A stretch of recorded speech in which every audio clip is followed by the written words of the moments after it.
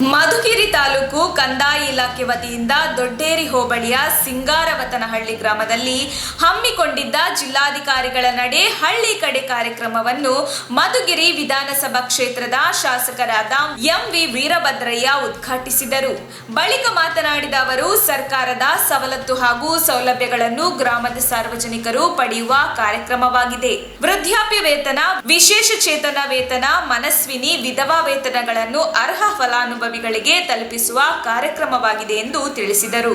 ಈ ಕಾರ್ಯಕ್ರಮದಲ್ಲಿ ತಾಲೂಕು ಮಟ್ಟದ ಅಧಿಕಾರಿಗಳು ಭಾಗವಹಿಸಿದ್ದರಿಂದ ಗ್ರಾಮದ ರೈತರ, ಸಾರ್ವಜನಿಕರ, ಸಾರಿಗೆ, ಶಾಲೆಗಳ ನಿರ್ಮಾಣ ಹಾಗೂ ಐಡಿ ಹಳ್ಳಿಯಲ್ಲಿ ನೂತನ ಪೊಲೀಸ್ ಠಾಣೆ ನಿರ್ಮಾಣ ಸೇರಿದಂತೆ ಸಾರ್ವಜನಿಕ ಸಮಸ್ಯೆಗಳನ್ನು ಸ್ಥಳದಲ್ಲಿ ಪರಿಹರಿಸುವ ಕಾರ್ಯಕ್ರಮವಾಗಿದೆ.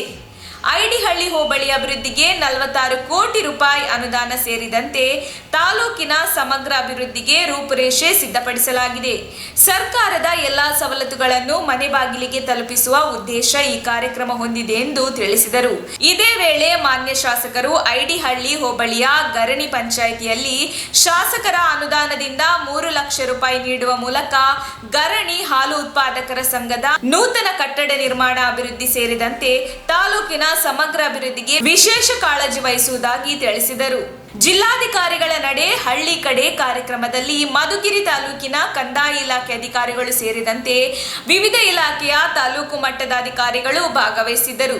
ದೊಡ್ಡೇರಿ ಹೋಬಳಿ ಕರ್ಪೇನಹಳ್ಳಿ ಶಾಲೆಯ ಮಕ್ಕಳು ರಾಜ್ಯ ಮಟ್ಟಕ್ಕೆ ಆಯ್ಕೆಯಾದ ಹಿನ್ನೆಲೆಯಲ್ಲಿ ಶಾಲೆ ಮಕ್ಕಳನ್ನು ಇದೇ ವೇಳೆ ಶಾಸಕರು ಅಭಿನಂದಿಸಿ ಸನ್ಮಾನಿಸಿದರು.